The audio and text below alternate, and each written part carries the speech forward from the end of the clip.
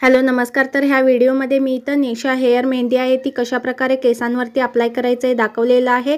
तर सर्वात आधी इथं मी नुपूरची जी हेना मेहंदी आहे ते पॅकेट इथं घेतलेलं आहे। त्यानंतर मी निशा हेअर मेहंदी घेतलेली आहे। ही सुद्धा तुमच्या केसांना शाईन करते आणि काही मिनिटातच तुमचे केस आहेत ते शायनी सिल्की आणि स्मूथ सुद्धा बनतात। तर व्हिडिओ आहे तो तुम्ही इथं शेवटपर्यंत पहा। मी ह्याचा रिझल्ट देखील या व्हिडिओमध्ये दाखवलेला आहे।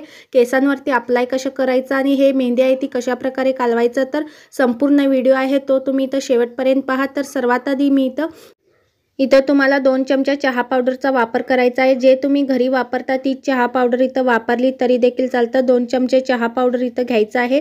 चहा पावडरमुळे तुमच्या केस आहे ते स्मूथ शायनी आणि केसांना एक छान असा कलर येतो। आणि त्यानंतर इथं 4 ते 5 इथं लवंग घ्यायचं आहेत।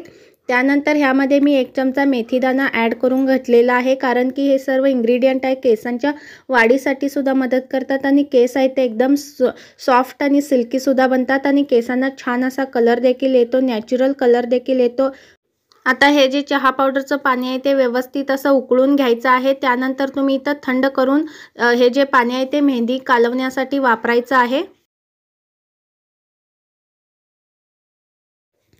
त्यानंतर इथं कोणकोणते पदार्थ वापरायचे आहे ते देखील मी दाखवलेलं आहे। सर्वात आधी तुम्ही इथं अर्धी वाटी फ्रेश दही घ्यायचं आहे। दही आहे ते सुद्धा इथं थंड असल्यामुळे जर तुम्हाला उष्णताचा त्रास होत असेल तर तो कमी होतो। त्यानंतर इथं अर्धा लिंबू घ्यायचा आहे।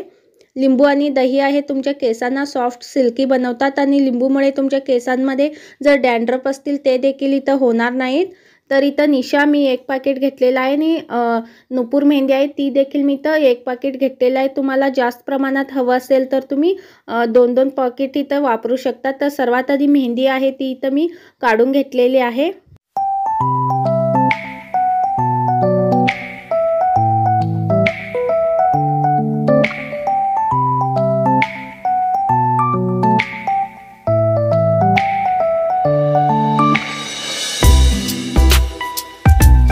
आता मेहंदीमध्ये जे फ्रेश दही आहे ते घालून घ्यायचं आहे। त्यानंतर ह्यामध्ये लिंबूचा रस देखील इथं पिळून घ्यायचा आहे।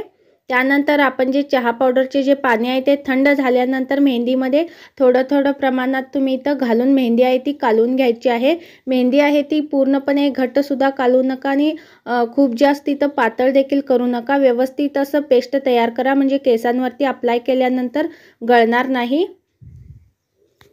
आता मी इथं थोडं पाणी घालून मेहंदी आहे ती कालवून घेत आहे। अशा प्रकारे जर तुम्ही यूज केला तर नक्कीच तुमचे केसांना खूप जास्त वेळ इथं द्यावा सुद्धा लागत नाही। मेहंदी आहे ती फक्त तुम्ही 1 तास इथं भिजत ठेवून तुम्ही तुमच्या केसांवरती अप्लाय केला तरी देखील चालतं आणि केसांवरती तुम्ही अर्धा ते 1 तास ठेवला तरी देखील तुमच्या केसांवर छान असा कलर येतो। केस आहे ते स्मूथ शायनी बनतात। मेहंदी देखील तुम्ही पाहू शकता एकदम शायनी दिसत आहे।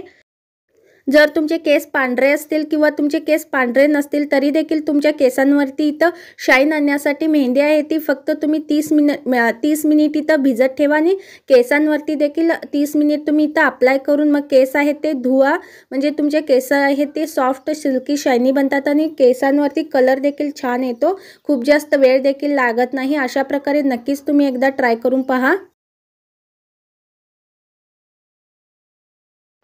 मेहंदी आहे ती मी इथं अर्धा तासानंतर माझ्या केसांवरती अप्लाय केलेला आहे। माझ्या संपूर्ण केसावरती मी अप्लाय केलेली आहे मेहंदी आहे ती।